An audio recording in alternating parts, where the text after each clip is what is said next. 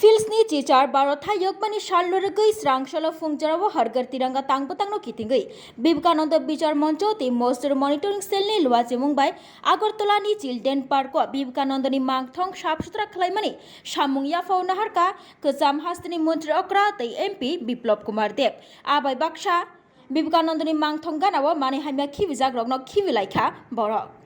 আজকে বিবেকানন্দ বিচার মঞ্চের মজদুর মনিটরিং সেল এই দুই যে সংগঠন রাষ্ট্রবাদী সংগঠন সেই সংগঠনের মাধ্যমে স্বচ্ছ ভারত অভিযানে করার জন্য আজকে চিলড্রেন পার্কে আমি এসেছি। এটা স্বামী বিবেকানন্দের মূর্তিকে যেখানে রয়েছে স্ট্যাচু সেটাকে এই অভিযানের মাধ্যমে তাকে ক্লিনিং করা আর পরিষ্কার করানো যায় যেটা হয় সেটা একটা সিম্বলিক। আমাদের মধ্যে ওই মানসিকতাটা রাখা উচিত সমাজের মধ্যে। বাবার মৃত্যুর পরে হোক, পরিজনের মৃত্যুর পরে হোক, বা আমাদের যত মুনি ঋষি স্বাধীনতা সংগ্রামী সামাজিক প্রতিষ্ঠিত ব্যক্তিত্ব তাদের যেখানেই আমরা স্ট্যাচু তৈরি করি, আমরা ওখানে অনেক সময় দেখি যে স্ট্যাচু আমরা তৈরি করে দিয়েছি, ধুল ময়লা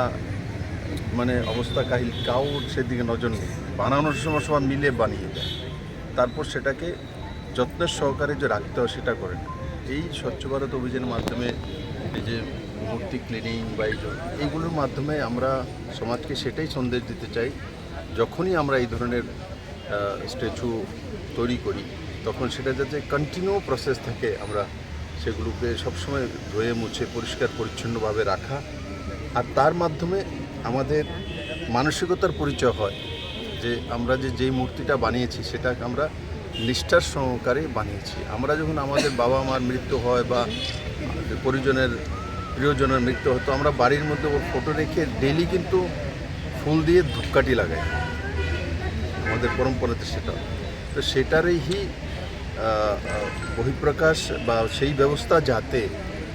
আমাদের যেখানে মোড়ে হোক, বাড়ির সামনে হোক, শহরে হোক, গ্রামের কোনো প্রান্তে হোক, আমরা যখন এইসব স্ট্যাচুগুলো মহান ব্যক্তিত্বের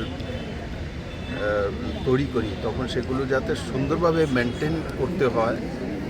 তারই একটা রূপরেখা ভারতীয় জনতা পার্টির তরফ থেকে মাননীয় নাড্ডাজি স্বাধীনতা দিবস উপলক্ষে উনি রেখেছেন, আর তার অঙ্গ হিসাবে আজকে আমি এখানে এসেছি। আমি আপনাদের মাধ্যমে বিবেকানন্দ বিচার মঞ্চ এবং আমাদের যে